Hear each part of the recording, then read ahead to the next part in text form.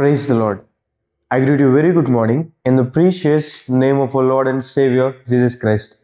మన ప్రభువును రక్షకుడైన యేసుక్రీస్తు నామములో మీ అందరికీ శుభాలు తెలియజేస్తున్నాను. ఎలా ఉన్నారు? మీరంతా బాగున్నారా? మీకోసం ఎల్లప్పుడూ ప్రార్థన చేస్తున్నాను.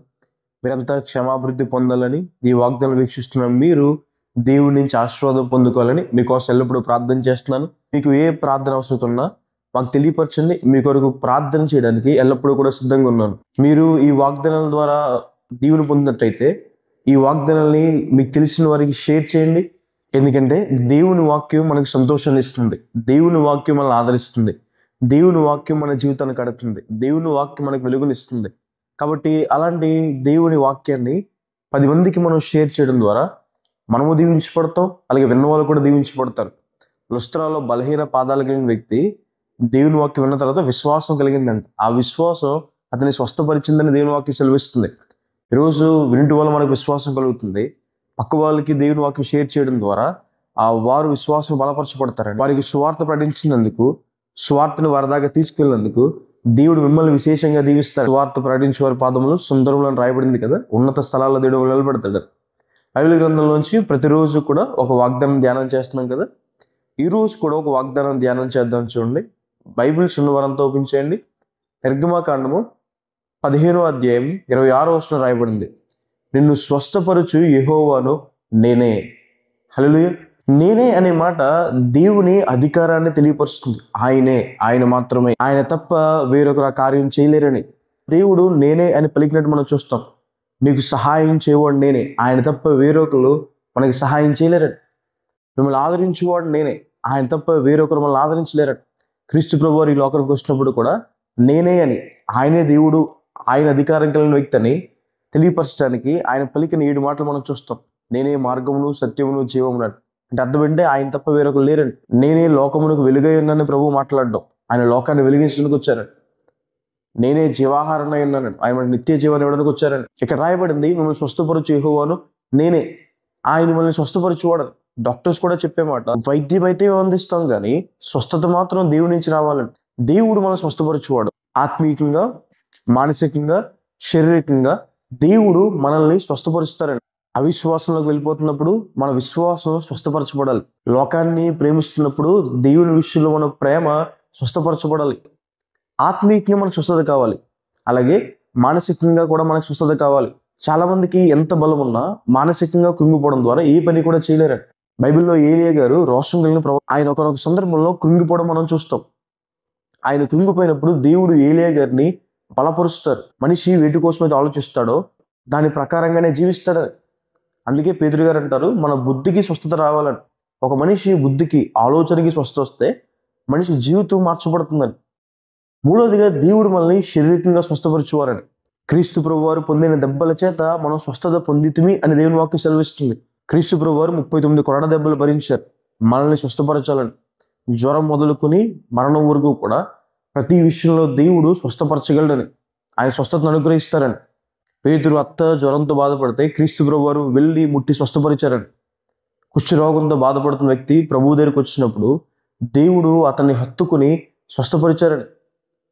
జలోదర రోగంతో బాధపడుతున్న వ్యక్తిని క్రీస్తు ప్రభు ముట్టి స్వస్థపరిచారని. ఆయన స్పర్శలో మనకి స్వస్థ ఉందని. 12 సంవత్సరాల నుండి అనారోగ్యంతో బాధపడుతున్న స్త్రీ క్రీస్తు ప్రభు వారు వస్త్రపు చెంగుని ముట్టుకోగానే స్వస్థత కలిగింది అని.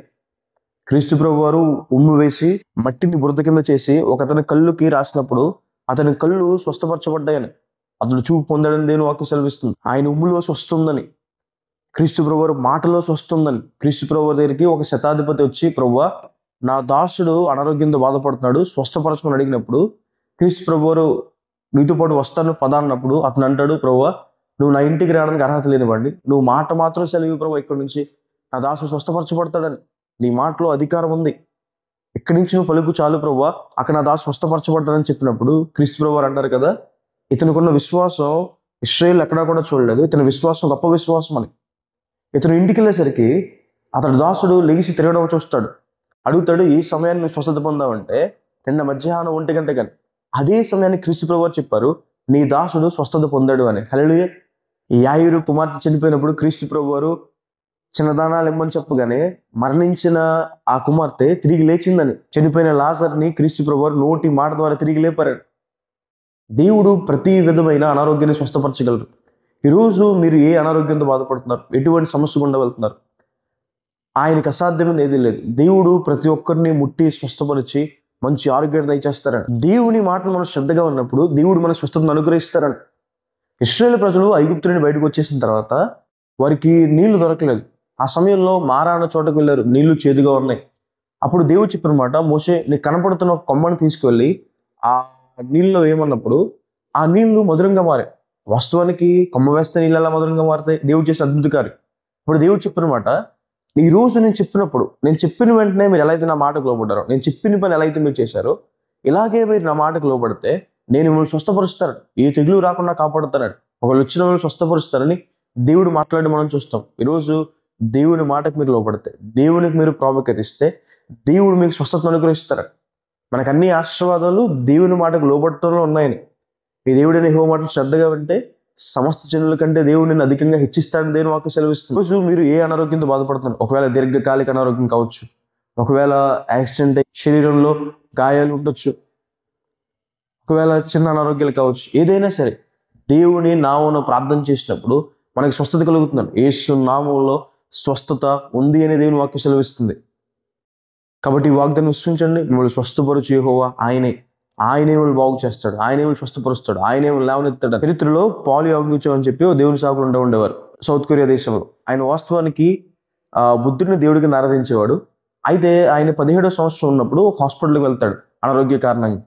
వెళ్తే డాక్టర్ చెప్పిన మాట, నీకు టీబీ ఉంది, ఫైనల్ స్టేజ్లో ఉంది, 3 నెలల కన్నా ఎక్కువ బ్రతుకో, అది కూడా నువ్వు ట్రీట్మెంట్ తీసుకుంటేనే, హాస్పిటల్లో ఉండే ట్రీట్మెంట్ తీసుకుంటేనే బ్రతుకు అన్నప్పుడు అతను ట్రీట్మెంట్ తీసుకోవడానికి ఒప్పుకొని హాస్పిటల్లో జాయిన్ అయ్యాడు. ఆ సమయంలో ఒక యవనస్తురాలు ఆయన దగ్గరికి వచ్చి, క్రీస్తు ప్రభు నిన్ను ప్రేమిస్తున్నాడు, ఆయన స్వస్థపరుస్తాడని చెప్తే గట్టిగా తిట్టి పంపించేశాడు. ఆయన క్రీస్తు ప్రభు అని నచ్చదు కాబట్టి. మరలా వచ్చింది, క్రీస్తు ప్రభు నిన్ను ప్రేమిస్తున్నాడు, ఆయన స్వస్థపరుస్తాడంటే మరలా తిట్టి పంపించేశాడు. 3వ రోజు వచ్చింది, Jesus loves you and he will heal you అని చెప్పగానే చేపట్టేసుకుని గట్టిగట్టిగా తిట్టేశాడు. గట్టిగట్టిగా తిట్టడం మాత్రమే కాదు, నిన్ను ఎవరు పంపిస్తున్నారో చెప్పు, ఏదో పాస్టర్ని పంపించకపోతే నువ్వు రావు అని చెప్పి గట్టిగా అరుస్తుంటామంది. సార్ నన్ను ఎవరు పంపించట్లేదు, ప్రతిరోజు నేను ప్రార్థన చేసుకుంటాను, ప్రార్థన చేసుకున్నప్పుడు దేవుడు నాకు చెప్తున్నాడు అక్కడికి వెళ్ళు, ఆయనకి చెప్పా మాట అని చెప్పమంటున్నాడు, కాబట్టి నేను వస్తున్నాను అనగానే తన జీవితంలో మొదటిసారి క్రీస్తు ప్రభు ఉన్నారని నమ్మాడు. నమ్మి మోకరించి ప్రార్థన చేస్తున్నాడు, ప్రభు నువ్వు ఉన్నావని నమ్ముతున్నాను, నన్ను బాగు చేస్తావు నమ్ముతున్నాను అని చెప్పి ప్రార్థన చేయగానే తర్వాత డాక్టర్ గారు అతన్ని ట్రీట్ చేయడానికి వచ్చినప్పుడు, అతను చెక్ చేయడానికి వచ్చినప్పుడు అతనిలో టీబీకి సంబంధించిన ఆ ట్యూమర్ కానీ లక్షణాలు కానీ ఏమీ కూడా కనపడలేదని. తర్వాత తన జీవితాన్ని ప్రభువుకి సమర్పిస్తారు. ఆ డాక్టర్ అన్నారు, 17వ సంవత్సరంలో నువ్వు 3 నెలల కన్నా ఎక్కువ బ్రతకమని. అతడు 85 ఇయర్స్ బ్రతికాడు. ప్రపంచంలోనే బిగ్గెస్ట్ చర్చ్కి ఆయన పాస్టర్ కింద చేశారు. ప్రపంచంలో బిగ్గెస్ట్ చర్చ్ దేవుడు అతని ద్వారా కట్టించారు. కాబట్టి ఎందుకు ఈ మాట చెప్తున్నానంటే, దేవునికి అసాధ్యమైనది ఏది లేదు, ఆయన మనల్ని స్వస్థపరచువాడని. హల్లెలూయా, దేవుడు మనల్ని బాగు చేస్తాడని. ప్రార్థన చేసుకుందాం. చూడండి, సర్వశక్తివంతుడ జీవం గల దేవా యేసయ్య ప్రభువా, మీకు వేలాది వందనాలు యేసయ్య. ఈరోజు వాగ్దానం ద్వారా మాతో మాట్లాడినందుకు దేవా మీకు వేలాది వందనాలు యేసయ్య. మమ్మల్ని స్వస్థపరిచే దేవుడు ప్రభువా, మమ్మల్ని బాగు చేసే దేవుడు, మాకు సహాయం చేసే దేవుడు ప్రభువా, మమ్మల్ని ఓదార్చే దేవుడు, ఆదరించే దేవుడు ప్రభువా, మీకు వేలాది వందనాలు యేసయ్య. మీరు తప్ప ఎవరున్నారు యేసయ్య ప్రభువా? అనారోగ్యంతో ఉన్నవారిని ప్రభువా లేవనెత్తే దేవుడు ప్రభువా యేసయ్య. ప్రభువా ఎవరైతే ప్రభువా ఆత్మీయతలు అనారోగ్యంలో ఉన్నారు ప్రభువా, వారిని బాగు చేయండి. అవిశ్వాసంలో ఉన్న వారిని బాగు చేయండి ప్రభువా. లోకంలో పడిపోయిన వారిని ప్రభువా బాగు చేయమని ప్రభువా బ్రతిమాలుకుంటున్నాం యేసయ్య. మానసికంగా కృంగుదలలో ఉన్న వారిని ప్రభువా బాగు చేయండి. ఆలోచన విధానం సరిగ్గా లేని వారిని బాగు చేయండి. అలాగే తండ్రి శారీరకంగా ప్రభువా అనారోగ్యంతో ఉన్న వారిని ఒకసారి జ్ఞాపకం చేసుకోండి, ముట్టండి, స్వస్థపరచండి, మంచి ఆరోగ్యం దయచేయండి ప్రభువా. యేసయ్య మరణకరమైన పరిస్థితుల్లో ఉన్న వారిని లేవనెత్తగలిగిన దేవుడు యేసయ్య, మీకు వేలాది వందనాలు యేసయ్య. లేవనెత్తండి అయ్యా ప్రభువా. ప్రతి విధమైన అనారోగ్యాన్ని ముట్టండి అయ్యా, స్వస్థపరచండి. ఈ రోజు ఎవరైతే ఈ వాగ్దానం వీక్షిస్తున్నారో ప్రభువా వారిని తాకండి, ముట్టండి, స్వస్థపరచండి, గొప్ప కార్యాలు చేయండి, దీవెనలు కుమ్మరించుకున్న దేవ, సహాయాన్ని సహకారం అందించుకుని ప్రభు నిలబెట్టుకున్న దేవ యేసయ్య. మీరు కృప చూపించండి. ఈ రోజంతా మీ తోడు సహకారం వారికి అందించండి అయ్యా ప్రభువా. అప్పుల బాధలు ఉన్న వారిని లేవనెత్తండి, ఆశీర్వదించండి, కృప చూపించుకొని యేసు నామమున అడిగి వేడుకుంటున్నాను తండ్రి, ఆమేన్. God bless you. God bless India.